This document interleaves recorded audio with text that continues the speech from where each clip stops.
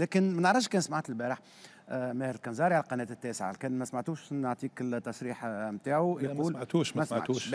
يقول بانه عنده ملف كامل فيه يوري علاش حكم مباراه الاتحاد المونستيري والملعب التونسي اخطاء ما كانت عن حسن النيه. قال انه سيقدم هذا الملف للمكتب الجامعي الجديد، لانه يعتبر بانه ما نجمش يقدموا للمكتب الجامعي هذايا، لانه شكون الخصم والحكم في نفس الوقت ما بين ظفرين، ما عندوش ثقه في منكم مع بعضكم مكتب جامعي وانت كمدير الاداره الوطنيه للتحكيم. سامحني سي مراد قبل ما تكمل باش نضيف على معز اللي حسب معلوماتي وحسب بعض الاتصالات اللي ماهر كنزاري يقصد في شخص تعاقب قبل وكان غير 10 حكام في عهد وديع الجرير في الفتره الماضيه. الشخص هذا هو اللي يحكي عليه ماهر كنزاري، ما نجمش نسمي الشخص شكون، لكن يحكي على حكم معين. لا ما نجمش نسمي حكم، انا ما عنديش الدلائل، لكن يحكي على حكم معين كان يغير في التعيينات، وكان فما شكون من صلب عائلته موجود في التعيينات ويعاون فيه على تغيير التعيينات.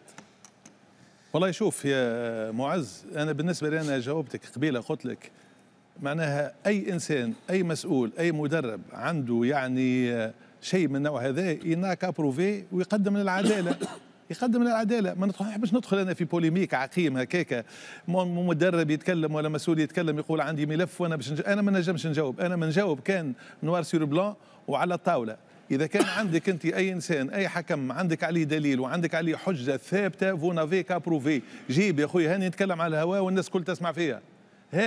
هاتوا برهانكم، هاتوا دليلكم وهاتوا براهينكم.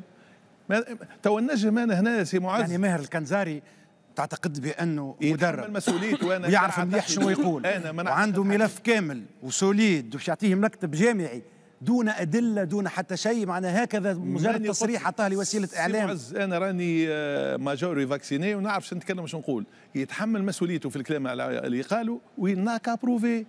سهله، واحد وواحد يساوي اثنين، اكثرش من الكلام هذا يا سيدي. هنا من المنبر نتاعك، هنا من لابري ماتش، اذا كان عندك حاجه على مباراه الملعب التونسي والحكم نتاعها والمستير هات الدليل نتاعك. واذا كان عندك السيد اللي كنت تحكي عليه كيف اللي هو كان حكم قديم هاتوا. انا ماذا بيا راهو والله اتوق الى هذا، نحب نعرف انا.